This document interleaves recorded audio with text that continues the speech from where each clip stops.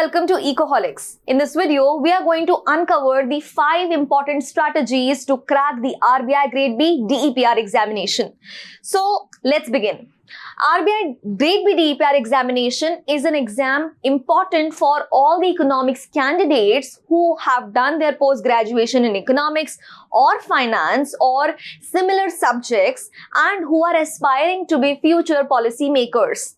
This examination gives opportunity to researchers and policy enthusiasts to apply their mind, apply their intellect and crack the examination.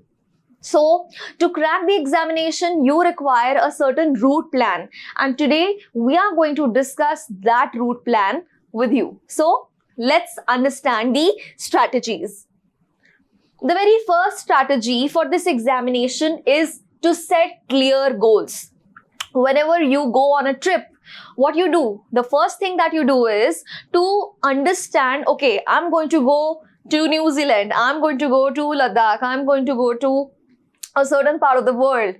My to-do list is, my itinerary is, you set clear idea. You get clear idea of how you're going to travel, where you're going to travel, who's going to buy tickets, who's going to buy food, which restaurants you're going to visit, which places you're going to visit. Everything is crystal clear. So, why not apply the same thing to your life choices, your career choices? And which is why setting a clear goal, clear plan will always make things very easy for you. So the very first thing is to set clear goals. Setting goals can be in 2 ways. Either you can make a daily routine of it, a daily routine of how you're going to ensure that your goal is being made or your goal is being executed, okay? And or daily targets, you can say daily targets. Another way is to make some recurring targets. So, instead of making some daily targets, what you can do is make some recurring targets like this. Current affairs, I'm going to read newspaper daily. For certain modules, I'm going to cover this syllabus by this month. You make some deadlines. You work on some recurring targets. And you work on some deadlines. So here in this way, you are going to set clear goals. Your goal is not just that which exam you are preparing and which year you are going to give the exam. It's not till that point. It is also to prepare a whole action plan, a whole route plan, exactly like a Google map. That how you're going to study a certain subject, how you're going to study these number of modules, for phase 1, how you're going to study, for phase 2, how you're going to study, what is the practice that you're going to do, how you're going to fetch these practice tests. All of these things are very, very important and a part of your goals. So that's your first strategy, set clear goals, okay? Then, the next part of the strategy is to stay informed. Economics is a very dynamic subject, and to study economics, you just not only need to just study the syllabus or a certain set of papers, but you also need to be informed about current affairs, current policies, what are the current government schemes, what are these schemes impacting which sectors, how these sectors are going, having growth. What are the growth indicators? What are the growth parameters? What are the indices of development? Where does India stand amongst other different countries in these rankings? So, there is so much information available, but what you need to do is you need to understand which information you need to stick by for this examination. So, first is your syllabus. Okay, which means everything related to micro, macro, growth and development, international economics,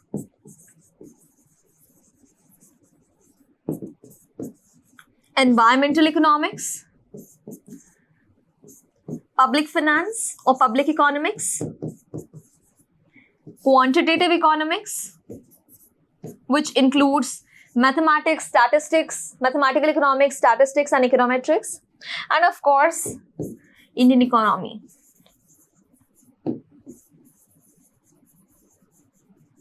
Okay, but other than the syllabus, you also need to read widely with respect to Indian context. Okay, growth indicators,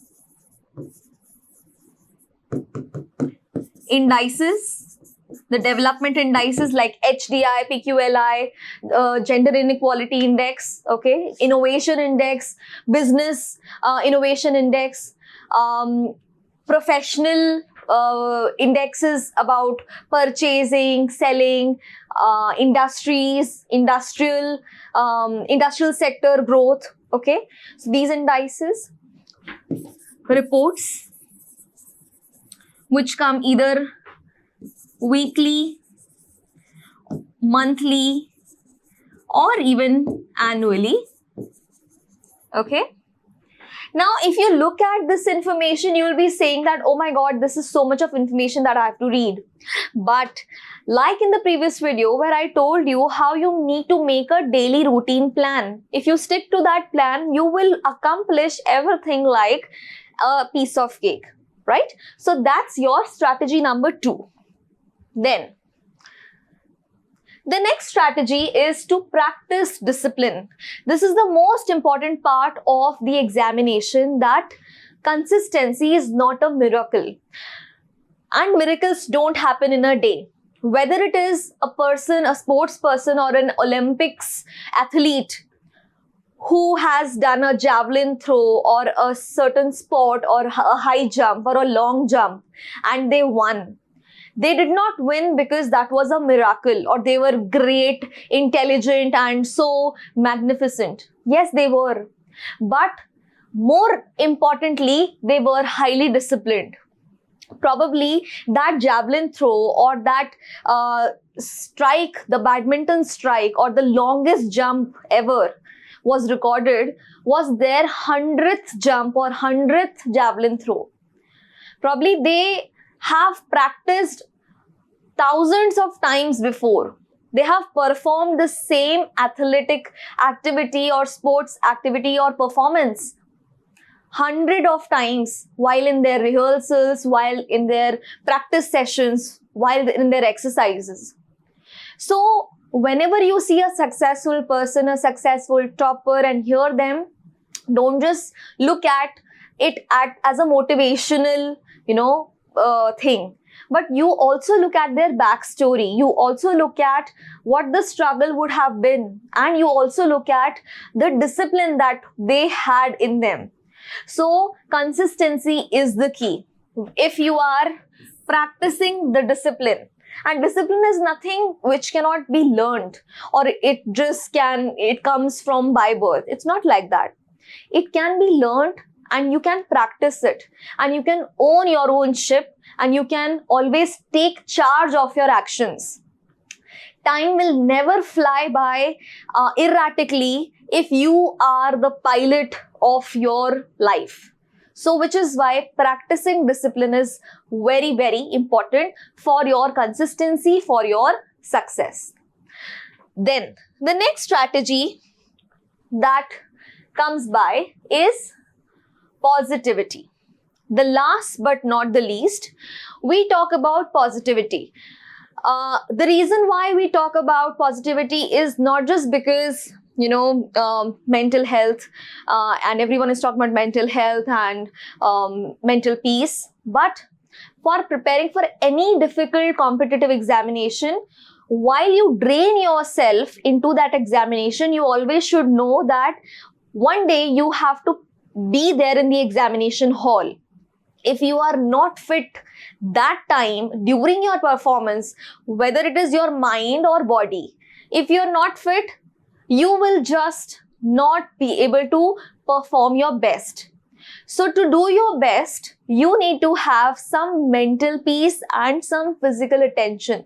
So which is why it is very important to have a positive attitude and do certain stress management activities, because stress will always be there. You can't say that there was not a time where you were stressed. Everything was like a piece of cake. No, stress will always be there. Anxiety will always be there. But how do you manage it is more important. If you don't manage it, it will manage you. Stress will manage you, and then you will not be able to study. So once in a while talking to your mentor, once in a while talking to your parents, once in a while talking to anyone about positivity, about positive things in life will always help you and keep you grounded. Mentors will always help you in giving you proper attention, giving you proper direction, telling you that you're probably getting distracted. Don't go that way. Mentors will always guide you in the best suitable way. So don't hide in negativity. Come out, take charge of your life and be positive.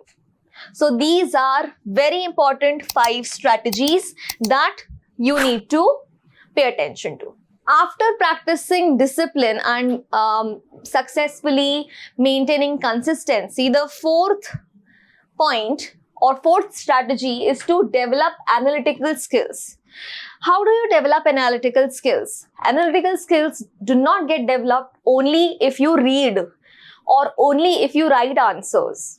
Okay? It takes something different to develop these skills. So let's say that you are reading a newspaper article. Okay? Headlines and something in the article. This is a newspaper article. Okay? You are reading it from the economy page or finance page, and it probably is a very relevant article about Indian economy or its impact. Some factors impacts the Indian economy, so reading it. Now what happens is, if you just read it vertically, you will understand the context, you will understand the content, and probably you will be able to recollect it also. Okay? But while you are in the phase 2 or interview, okay, you will be asked questions which are related to either why such thing has happened or how the economy can either benefit out of it, or economy can contain that problem, or how can economy better its condition, or why this problem has occurred. So not just you need to understand about the what's in each article that you read, you also should note the whys and hows. When you give reason and you ask for reason and ask for logic, only then your mind will open, and only then you will be more analytical in nature. Okay? There are so many students who also simultaneously prepare for this exam while also doing some quizzes or some crossword or Sudoku or something logical reasoning like on the side, just for practice, just so that their mind keeps busy, bees analytical. There's so many people out there who are successful and who do that consistently, so that their mind is not wandering into something unnecessary, but it's always giving reason or practicing reasoning. And that's how you can maintain this. Analytical skills are very necessary for this examination, because it's not just that you have to crack phase 1 and phase 2, but also have to go through the interview session. And in interview panel, you will face different style of questions related to different topics. And you have to conceptually be clear about what you say. And you also need to give some logic behind why that is your opinion. You will not be asked about direct questions. You will be asked about your own opinions and suggestions about a certain topic, a certain incident. And if you don't know how to make your own opinions, then it will just be a problem.